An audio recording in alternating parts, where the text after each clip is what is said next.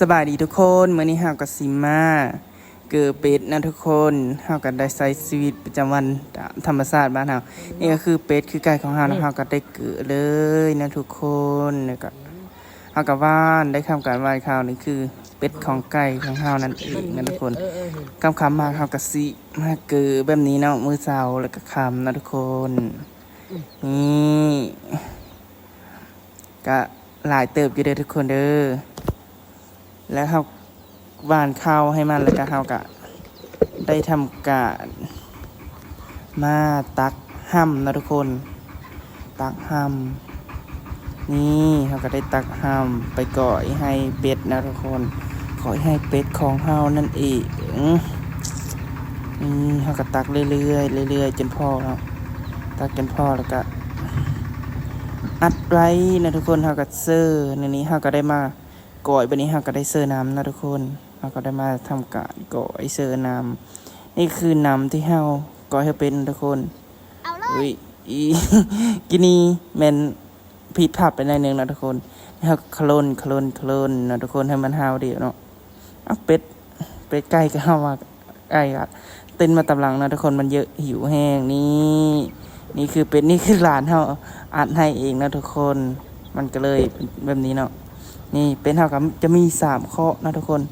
นี่ตัวนี้คือเคาะแรกเนาะทุกคนเคาะใหญ่ก็มูที่สุดตัวนี้นะทุกคนนี่เคาะใหญ่เนาะเคาะใหญ่เนาะทุกคนไก่ก็มีเลยทุกคนไก่ก็มีทั้งเป็ดมีทั้งไก่เนาะเขาก็ได้ออกมาเลยนี่ทุกคนเขาก็ออกมาเขาลืมถ่ายอัดตอนอัดเคาะนะทุกคนนี่ตอนกินห้ามนะทุกคนเพิ่งได้เป็นฮะนะมีตัวใหญ่มีตัวงามๆทุกคน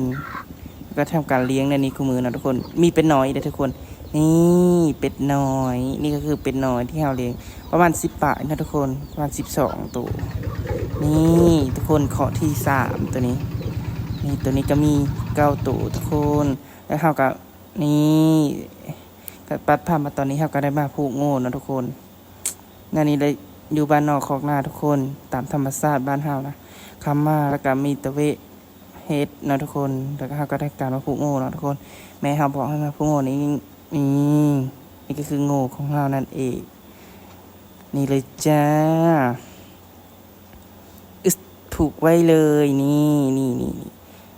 บริยุ่งยากนะทุกคนนี่ทุกคนงูเห่าตัวนี้จังมันปิดอย่างขนาดเบิ่งในตีนมันนะเล็บจะขวาบอกแบบมีหนอนทุกคนจะมีแมงมาเห่าไข่แล้วก็มันจะมีพิษสังเห่าอยู่ในหันนี่ตอนนี้เห่ากับผูแล้วเนาะทุกคนเห่ากับท่ายบรรยากาศเบิ่งเนาะทุกคนนี่ตามธรรมชาติบ้านเห่าเลยเนาะทุกคนเนาะก็ฝากกดไลค์กดแชร์ด้วยทุกคน